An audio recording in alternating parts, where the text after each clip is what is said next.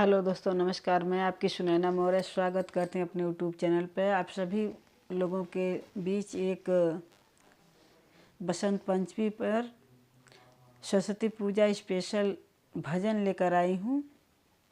आप लोग फुल वॉच कीजिएगा। चैनल पर नए हैं तो सब्सक्राइब कर लीजिएगा। अगर ये सरस्वती पूजा भजन अच्छा लगे तो लाइक सब्सक्राइब ज़्यादा से ज़्यादा शेयर करें और कमेंट बॉक्स में ज़रूर बताएं कैसा लगा।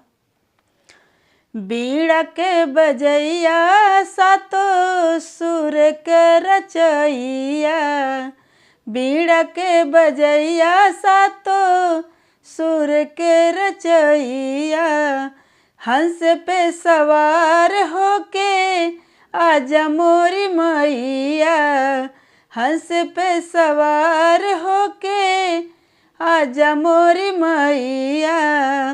बिनती हजार करतानी सुनी है मैया शारदा भवानी, बिनती हजार करतानी सुनी है मैया शारदा भवानी। बीड़ा के बजैया सातो सुर के रचैया, बीड़ा के बजैया सातो सुर के रचैया, हंस पे सवार होके आजा मोरी मैया। बिनती हजार करतानी सुनी हे मैया शारदा भवानी, बिनती हजार करतानी सुनी हे मैया शारदा भवानी। जेकरा पे माई राउर कृपा हो जाला, जेकरा पे माई राउर कृपा हो जाला, गुणी और ज्ञानी बानी जग में पुजाला, गुणी और ज्ञानी बानी जग में पुजाला। स्वर में तुझे करासा माँ जालू माई, स्वर में तुझे करासा माँ जालू माई। सुर सरगम के वो ज्ञाता कहाला, सुर सरगम के वो ज्ञाता कहाला। मूर्खो भी बने जल ज्ञानी सुनी हे मैया शारदा भवानी, मूर्खो भी बने जल ज्ञानी सुनी हे मैया शारदा भवानी।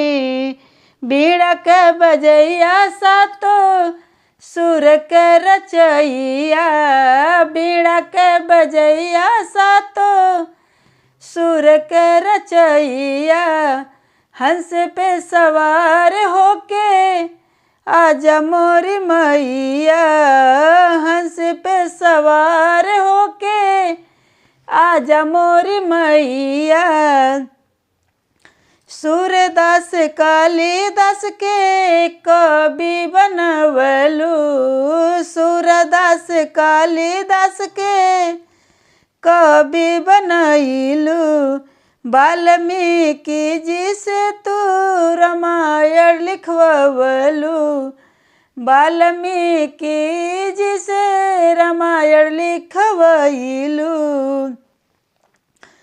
रामचरित मानस के कई देल रचना, तुलसी के जब तो कलम में समैलू, रामचरित मानस के कई देल रचना, तुलसी के कलम में जब समैलू,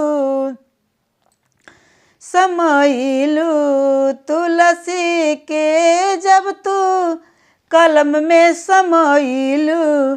करी हम केतना बखानी सुनी हे मैया शारदा भवानी, करी हम केतना बखानी सुनी हे मैया शारदा भवानी बीड़ा के रचैया सातो सुर के रचैया बीड़ा के बजैया सातो सुर के रचैया हंस पे सवार होके आजा मोरी मैया हंस पे सवार होके आजा मोरी मैया बिनती कजारे करतानी सुनी है मैया शारदा भवानी बिनती हजारे करतानी सुनी है मैया